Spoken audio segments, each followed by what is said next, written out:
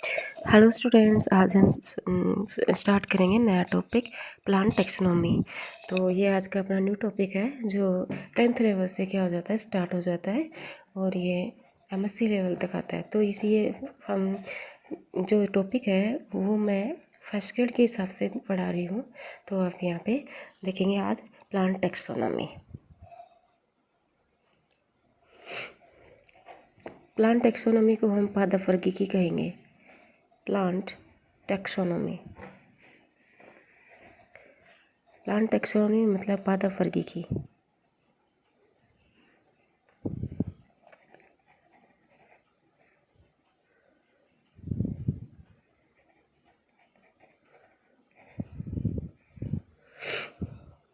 तो इस जो ये प्लांट टेक्सोनॉमी है या पादपवर्गीकी है, इसमें हम निम्न मतलब टॉपिकों को देखेंगे, जैसे वर्गीकरण की अवधारणाएं, वर्गीकरण की पद्धतियाँ, वर्गीकरण के नियम, जाति और थैलोफाइटा पादप समूह है, ब्रायोफाइटा, टेरिडोफाइटा, जिम्नोस्पर्म, एंजियोस्पर्म जैसे सभी जो प्लांट हैं, जैसे कहाँ से स्टार्ट हुए थे, कहाँ से ये मतलब इनको लिया गया था, कहाँ से ये बने थे, कैसे कैसे इनमें अवधारणाएं दिए गए, किन नियमों के आधार पर ये दिए गए।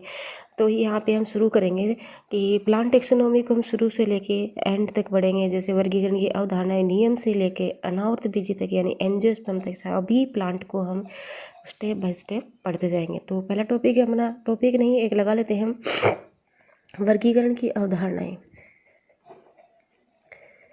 वर्गीकरण की अवधारणाएं,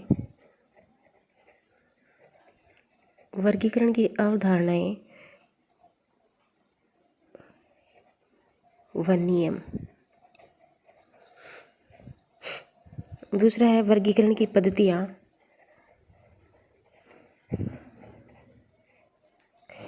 तीसरा है जाति की अवधारणा। जाति क्या है? सबसे छोटी यूनिट है, इससे छोटी यूनिट और कुछ है भी नहीं, सबसे छोटी है ये।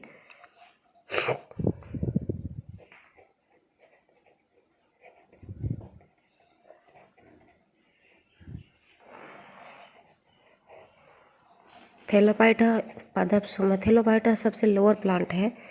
थैलोफाइटा में से शैवाल है, कवक आते हैं। थैलोफाइटा पादप समूह है। थैलोफाइटा में क्या आते हैं? शैवाल है, जैसे एल्गी है, और फंजाई है यानी कवक है, आते हैं। ठीक है, उसके बाद थैलोफाइटा के बाद आते हैं ब्रायोफाइटा। लंबा टॉपिक चलेगा आज ये, 30 मिनट तक तो होगा। उसके बाद आता है टेरिडोफाइटा।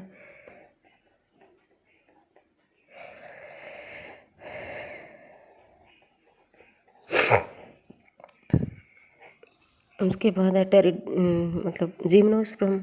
जिम्नोस्पर्म को अनावर्त बीजी कहेंगे क्योंकि इसमें अंडा से नहीं बनता तो फल नहीं बनता।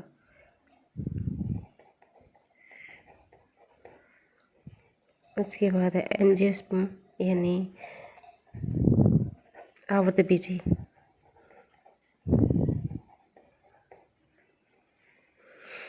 तो सबसे पहले है वर्गीकरण की अवधारणा और नियम, उसके बाद है पद्धतियाँ, उसके बाद है जाति की अवधारणा, फिर थैलोफाइटा पादप समूह, फिर ब्रायोफाइटा, फिर है टेरिडोफाइटा, उसके बाद है जिम्नोस्पर्म, उसके बाद है एंजियोस्पर्म। तो आज हम ये सभी सारे हैं ये पढ़ेंगे, लेकिन आज तो पूरा नहीं होगा, 30 मिनट तो लगभग आज का टॉपिक करवा दूँगी। तो यहाँ से स्टार्ट करते हैं स्टेप बाय स्टेप। जैसे टेक्सोनॉमी जो शब्द है वो सबसे पहले एपीडी ने दिया, एपीडी कैंडले ने दिया था। जो टेक्सोनॉमी या वर्गीकी शब्द है वो सबसे पहले एपीडी कैंडले ने किया था। जैसे देखते हैं प्लांट टेक्सोनॉमी, प्लांट टेक्सोनॉमी शब्द सबसे पहले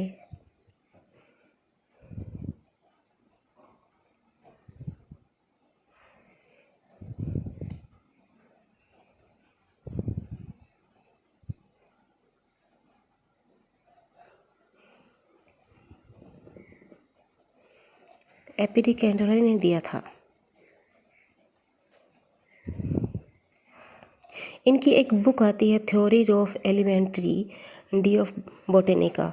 तो इन्होंने एक बुक लिखी थी जिसका नाम था theories of elementary de la botanica. अब तो होते हैं कि टैक्सोनॉमी के एम्स यानी उद्देश्य। टैक्सोनॉमी के उद्देश्य हम देखेंगे जीवों की पहचान करना, जीवों का नामकरण, वैज्ञानिक नामकरण, वैज्ञानिक वर्गीकरण और उनके बीच का अंतर संबंध। तो सबसे पहले देखेंगे कि देखिए आइडेंटिफिकेशन यानी जीवों का नामकरण, जीवों की पहचान।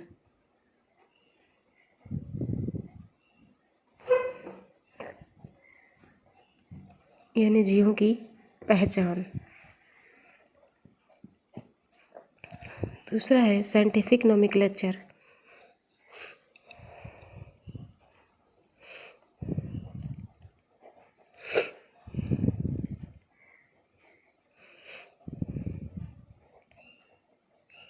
वैज्ञानिक नामकरण। तीसरा है साइंटिफिक क्लासिफिकेशन यानी वैज्ञानिक वर्गीकरण।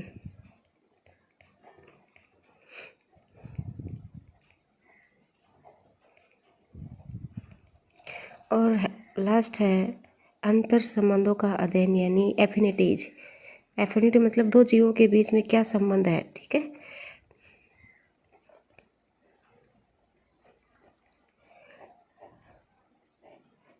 तो आज हम पढ़ेंगे ये सभी, जैसे जीवों की पहचान करना, उनका वैज्ञानिक नामकरण है, वैज्ञानिक वर्गीकरण है, और क्या है एफिनिटीज यानी उनके बीच के अंतर संबंध है। तो ये हम सिस्टेमेटिक रूप से पढ़ेंगे। अब देखते हैं क्या सिस्टेमेटिक, ये सब दिया किसने था। सबसे पहले सिस्टेमेटिक जो शब्द है वो सबसे पहले कैरोलस लिनियस ने दिया था। कैरोलस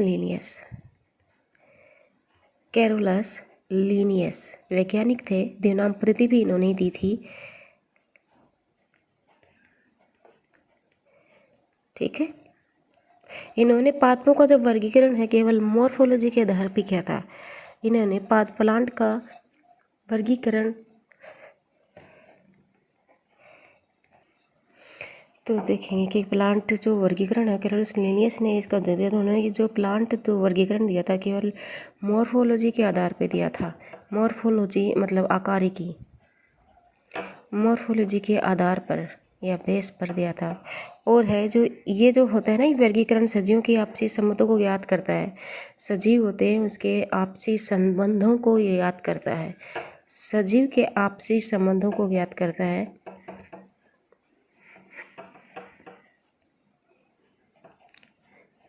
सजीव के को मतलब इसमें याद करते हैं। एक होता है नियो सिस्टमेटिक। जो नियो सिस्टमेटिक है ये शब्द जूलियन हेक्सले ने दिया था। नियो सिस्टमेटिक जो ये शब्द है ये सबसे पहले जूलियन हेक्सले ने दिया था।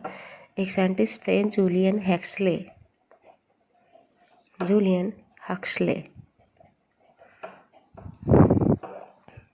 ने दिया था। सन इसमें देना ज़रूरी नहीं हो कि बायोलॉजी में कोई नहीं पूछता। और उन्होंने मॉर्फोलॉजी के साथ एनाटॉमी, हिस्टोलॉजी और जेनेटिक्स का भी ध्यान रखा। ये जो जूनियर हेक्सले हैं इन्होंने क्या किया कि ये मॉर्फोलॉजी को भी इन्होंने बताया कि मॉर्फोलॉजी भी ज़रूरी है।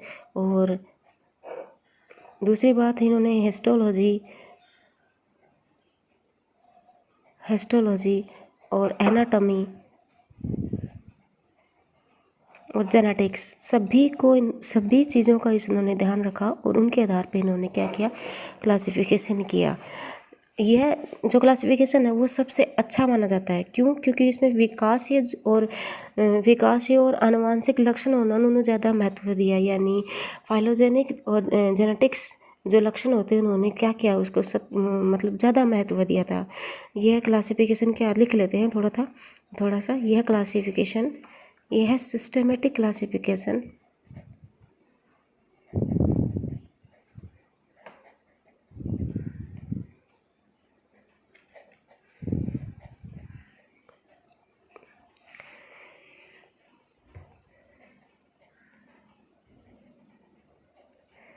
सबसे अच्छा माना जाता है। सबसे अच्छा माना जाता है क्योंकि इसमें फाइलोजेनिक और जेनेटिकली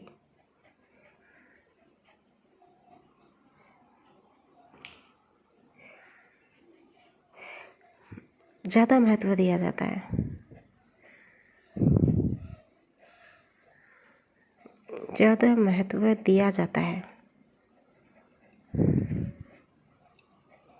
ठीक है, अब इसमें ध्यान देने योग्य बात है कि ये जो है ये सबसे अधिक बायोडाइवर्सिटी होती है ट्रॉपिकल रेन फॉरेस्ट में पाए जाते हैं। मतलब सबसे अधिक है उष्णकटिबंधीय वर्षा वाले जो वन है उसमें सबसे अधिक बायोडाइवर्सिटी पाई जाती है। ठीक है, तो मतलब एक स्थान दूसरे स्थान पर जो बायोडाइवर्सिटी है वो क्या होती है, अधिक होती है। जैसे मूंगे की चट्टान प्रवाल भित्ति में पाई जाती है।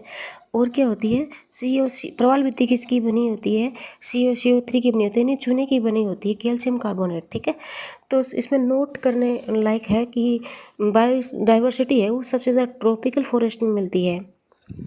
नोट करके लिख लेते हैं, सबसे अधिक बायोडाइवर्सिटी। एक क्वेश्चन आता है कि बायोडाइवर्सिटी सबसे अधिक किस में पाई जाती है, तो आप इसका आंसर दे सकते हैं कि सबसे अधिक बायोडाइवर्सिटी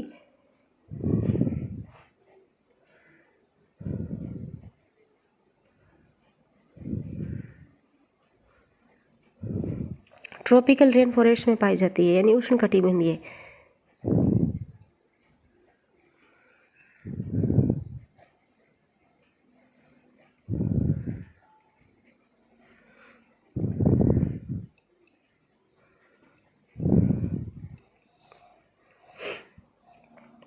ठीक है, दूसरे स्थान पर सर्वाधिक जो बायोडाइवर्सिटी है वो मूंगे की चट्टान यानी प्रवाल भित्ति में पाई जाती है। सबसे अधिक किसमें पाई जाती है, जैसे ट्रॉपिकल रेन फॉरेस्ट में दूसरे नंबर पे कौन है, मूंगे की चट्टान। दूसरे स्थान पर सर्वाधिक बायोडाइवर्सिटी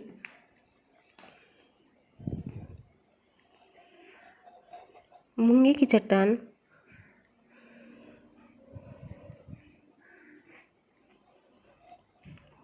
यानी प्रवाल भित्ति में पाई जाती है, प्रवाल में पाई जाती है।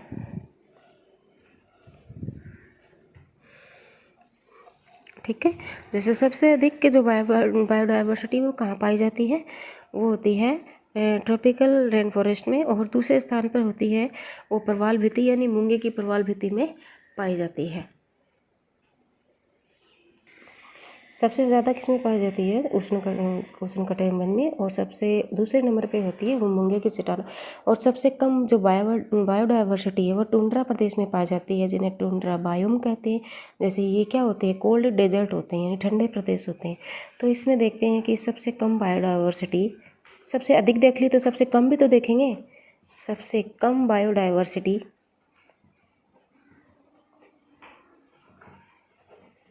टुंड्रा प्रदेश में पाई जाती है, टुंड्रा बायोम में पाई जाती है,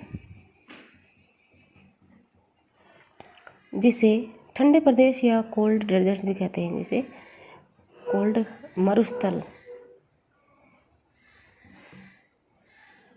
भी कहते हैं। ठीक है, अब आता है द्विनाम पद्धति यानी बायोनॉमिकल सिस्टम्स। द्विनाम पद्धति किसने दी थी, द्विनाम पद्धति है गैस्पर्ड बाहिर ने दी थी। देखते हो टॉपिक डाल लेते हैं, बायोनॉमिकल सिस्टम। द्विनाम पद्धति, द्विनाम पद्धति, ये जो पद्धति थी ये सबसे पहले किसने दी थी, गैस्पर्ड बाहिर ने दी थी। तो सर्वप्रथम किसने दी थी, गैस्पर्ड बाहिर ने। गेस्पर्ट बाइन नाम के एक साइंटिस्ट थे, उन्होंने सबसे पहले ये क्या दी, द्विनाम पद्धति थी, और उन्होंने इस पे एक बुक भी लिखी थी। इस बुक का नाम है पाइनेक्स थ्रेट बोटनिका। तो इस बुक्स का जो नाम है वो है पाइनेक्स थ्रेट्री बोटेनिका। ठीक है। और उसके बाद में एक दूसरा साइंटिस्ट था जो कैरोलस लीनियस, उन्होंने ही इस पद्धति का क्या किया था, विस्तारपूर्वक अध्ययन किया था। इसीलिए तो इसका नाम में ज़्यादातर आता है कि द्विनाम पद्धति किसने दी थी, तो उसमें नाम आता है कैरोलस लीनियस। तो और उन्होंने कि 4236 जो जातियाँ थी उसका वैज्ञानिक नामकरण प्रस्तुत किया था। वैसे तो क्या होता है कि एक जो उसका नामकरण करते हैं तो एक के लिए एक, जैसे अल्फ़ाबेट 26 होते हैं तो 26 ही होने चाहिए, लेकिन कभी कभी क्या होता है उसमें ज़्यादा भी था जो अपवाद माना गया था। ठीक है। तो कैरोलस लीनियस द्विनाम पद्धति, कैरोलस लीनियस ने इस पद्धति का विस्तारपूर्वक अध्ययन किया, इस पद्धति का विस्तारपूर्वक अध्ययन किया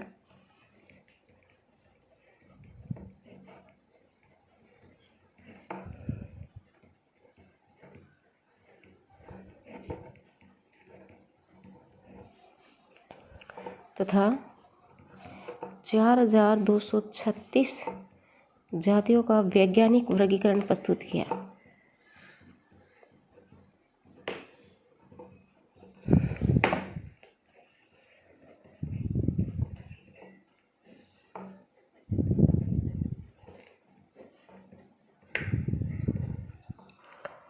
ठीक है। इसी कारण कैरोलस लीनियस है उनको ही कैरोलस लीनियस को द्विनाम पद्धति का संस्थापक या जनक कहते हैं।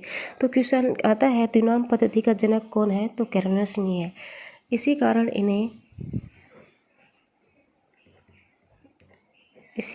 इन्हें द्विनाम पद्धति का जनक कहा जाता है। द्विनाम पद्धति का जनक कहा जाता है।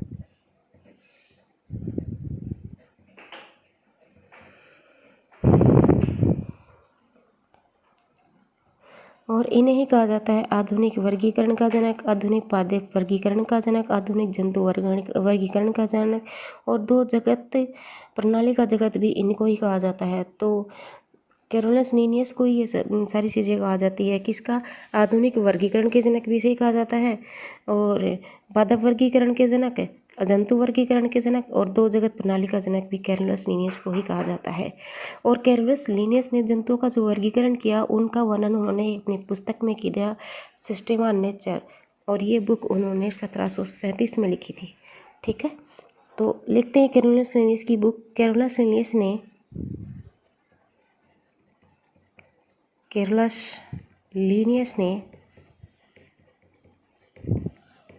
लीनियस ने जंतुओं का वर्गीकरण यानी एनिमल क्लासिफिकेशन, जंतुओं का वर्गीकरण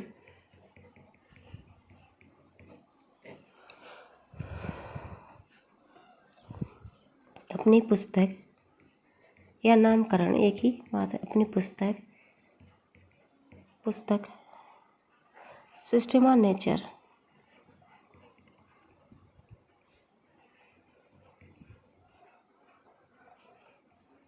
में किया, जो 1737 में लिखी थी।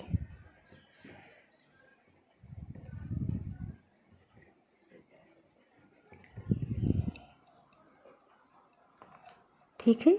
जो 1 अगस्त 1758 को क्या हुई थी, प्रकाशित हुई थी।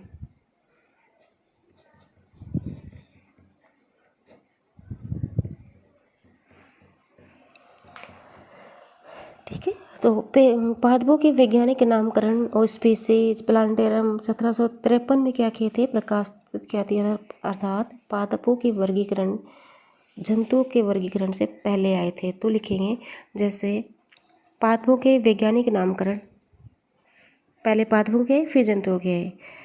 पादपों के वैज्ञानिक वर्गीकरण पादपों के वैज्ञानिक वर्गीकरण स्पीशीज प्लांटेरम में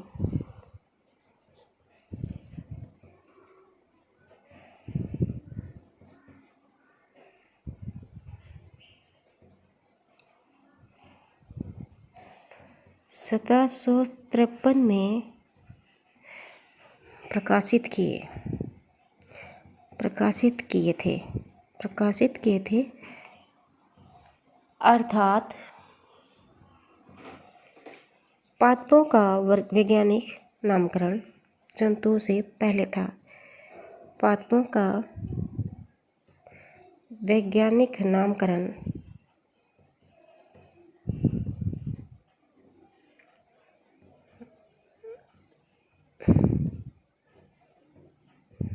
जंतुओं से पहले था। ठीक है, तो आपसे ये पूछा जाता है कि सबसे पहले किसका वर्गीकरण या नामकरण हुआ, पादपों का या जंतुओं का? तो सबसे पहले पादपों का 1753 में जैसे प्रकाशित हुआ, उसी की डेट पूछी जाएगी, और वो 1758 में। तो इसमें हम नोट करके लिख सकते हैं कि प्राथमिक सिद्धांत के अनुसार किसी भी पादप का नामकरण 1753 में और जंतुओं का नामकरण किस में हुआ था? 1758 में हुआ था। ठीक है, नोट करके लिख लेना जो मान्य होगा। ठीक है, और जो वैज्ञानिक नामकरण है वो लैटिन या ग्रीक भाषा में किए जाते हैं। वैज्ञानिक नामकरण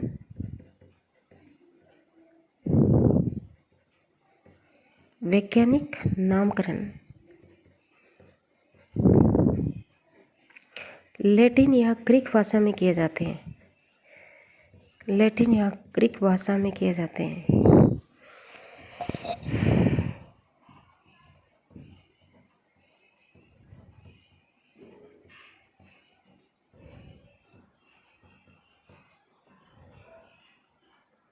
ग्रीक यानी यूनानी, और ये दोनों ही भाषाएं मृत हैं, क्योंकि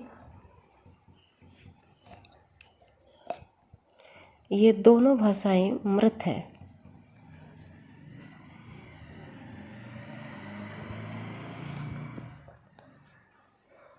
द्विनाम पद्धति के अनुसार किसी भी जीव का नाम 2 अक्षरों में लिखा जाता है, वंश और जाति। तो पहले वंश आएगा, उसके बाद क्या आएगा? जाति।